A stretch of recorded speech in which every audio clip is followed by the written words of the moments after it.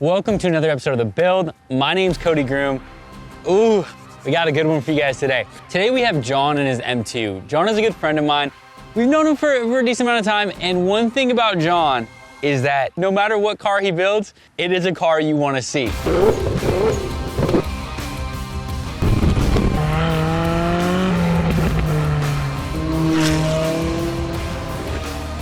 Hold on, I gotta pull my phone for this one, because the thing is that John has so many cars and they range from so many different, what do I say, classes, or I guess I could say how much they cost. So he's got a 765 LT, a Aventador S,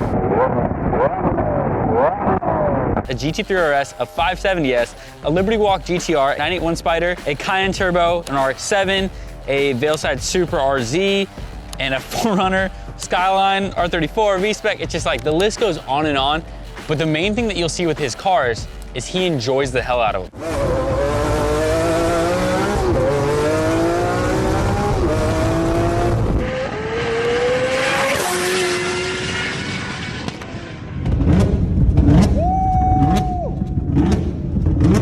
We met up with John at SEMA, and his car was actually at the Toyo booth, and it stood out, man. It was right next to the 8 Series that we just did a video on. Today I have my Widebody M2 that's being featured here at the Toyo Tread Pass at SEMA 2021.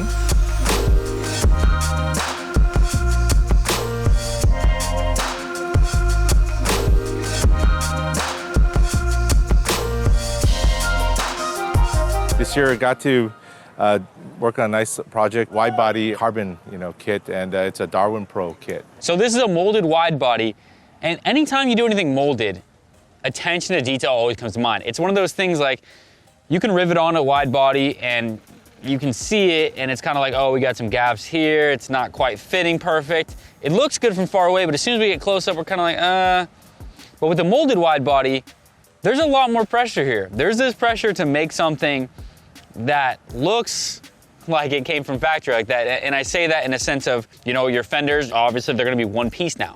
And this is a really clean M2 to be able to see those details and look at it up close and far away and be like, damn, this thing looked good.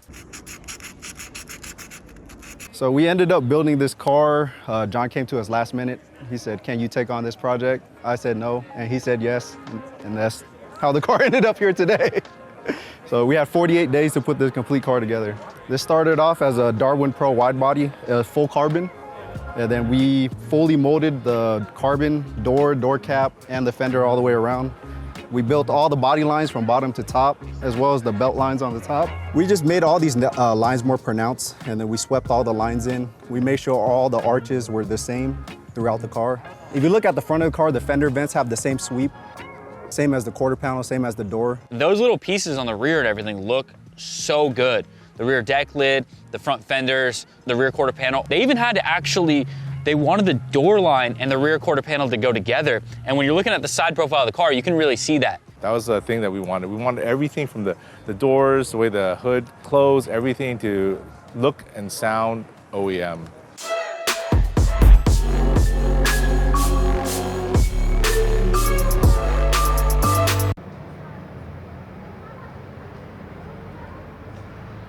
We did a full repaint of the car, and that includes the engine bay, the trunks, the door jambs. We did everything. And the color that I chose is a Ferrari color. It's from a 2009 vintage Scuderia, and it's called a Vile Metallic. We kind of did our own variation of it. There's more pearl. There's like way more clear. I think we have something like, 12 or 13 layers of clear on the car, and a lot more silver to add that real, pearl. One of the things about Darwin Pro is they have this glass hood, so you can see inside the engine, which, we have like CSF intercoolers, we have IPE charge pipes, and they did like the down pipes, the full Valvetronic titanium exhaust. Another theme to the car is like a rose gold. So like we have like rose gold valve cover, and then we have rose gold cage inside that's from a Studio RSR.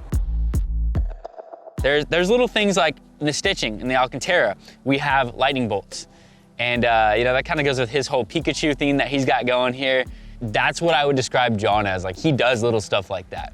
Along with, like, they are putting a fully built engine in this car. It doesn't have it at the time of shooting this, but it should be done in a couple months, and we will have to revisit this thing and show you guys with the new engine. It's a 2021, but it's tuned, and we're one of the few in the world that's able to actually crack that ECU. I don't know if that's a good thing or not, but it's a good thing for me. So it adds a lot of power. Actually, the car is going to be doing a fully built race engine swap that we're doing with a race shop in San Rafael. So it's going to be a 1,100 wheel horsepower, fully built engine. So it should be pretty sick. And on a manual gearbox, of all things. John builds cars that look good, drive good, and they definitely send like a bold statement whenever you see his cars.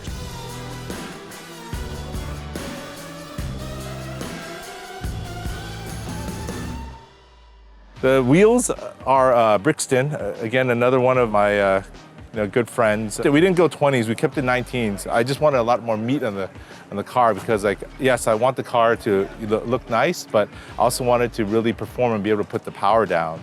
So, like, in the front we have 19 by 11s, and then in the rear we have 19 by 12 and a halves. And the tires in the front are 275/35 R19s, and then here these are 325/30 R19s, of course with R888Rs.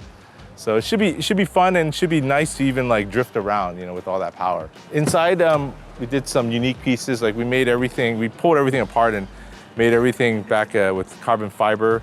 As you can see, we have the first set of Recaro carbon fiber bucket podiums, like in the US. Super light. Like I could pick these up with my pinky. Also, the wheel itself is unique. I was just kind of like, I don't know, I think I was just playing like, to me, fighter jet games. And so I was like, let's just cut the wheel. It's on air. Some people are a little scared about that, but this seems really solid.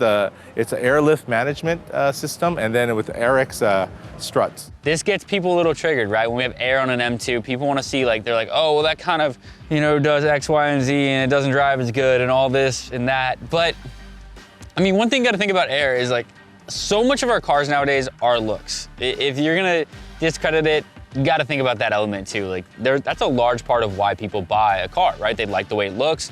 And when you bag something, it substantially changes how the car looks, right? You park, pull up, air out, and you're slammed on the ground. Something you can't do with coilovers. And a lot of places too, I feel like coilovers don't necessarily make sense because you're so stiff and the roads suck.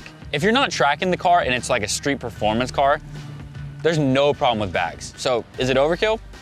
I don't know, you decide, but either way, it's cool to see this thing just slammed here at the Toyo booth.